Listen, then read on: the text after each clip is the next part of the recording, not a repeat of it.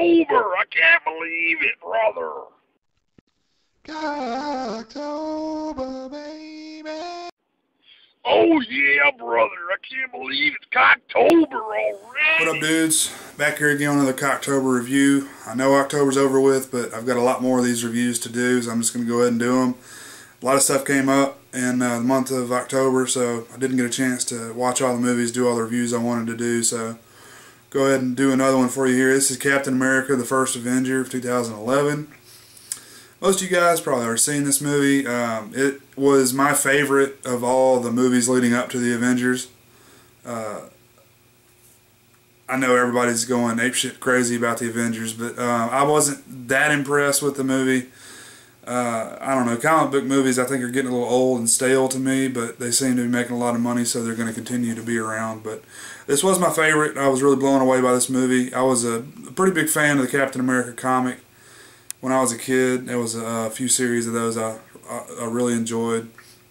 This one's directed by Joe Johnston. Stars Chris Evans, Hugo Weaving, Samuel L. Jackson has a small role in the end.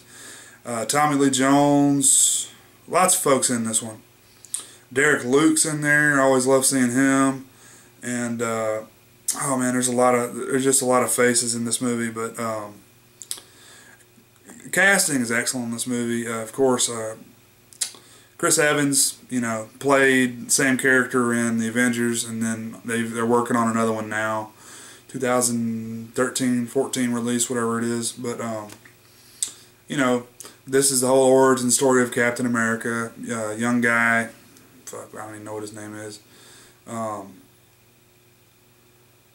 Steve Rogers is a young guy, kind of a wimpy guy, small guy. He keeps trying to apply to be in the military, World War II, and keeps getting turned down because he's too small. Various reasons. Applies like 7 times, and under different names, different places, and doesn't get it. Eventually goes, and the scientist, Stanley Tucci, I believe is who the scientist is, who plays him. Yeah, Dr. Eskrin, whatever his name is. The guy who invented the super soldier program that Steve's a part of. Signs him up, lets him join, goes through camp and everything, and then does a super soldier experiment, and turns from this shrimpy little guy into the big buff Chris Evans character. So, and he's Captain America. He's a big guy, tough, strong, all that good stuff, and essentially he just goes and is doing these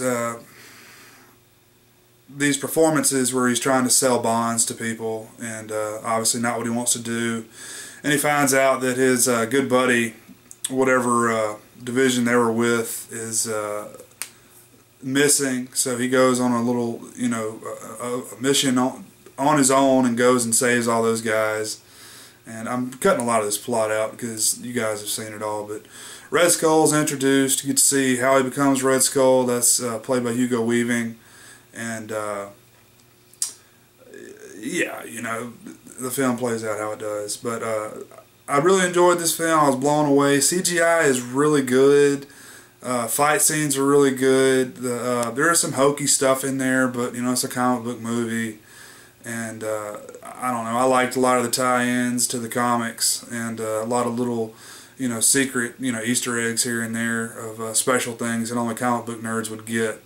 But yeah, this movie's a ton of fun. I'd highly recommend it. I know a lot of folks are saying they like Thor better, but I didn't really enjoy Thor all that much. But I was never a fan of the Thor comic books either, so maybe why I enjoyed Captain America so much more.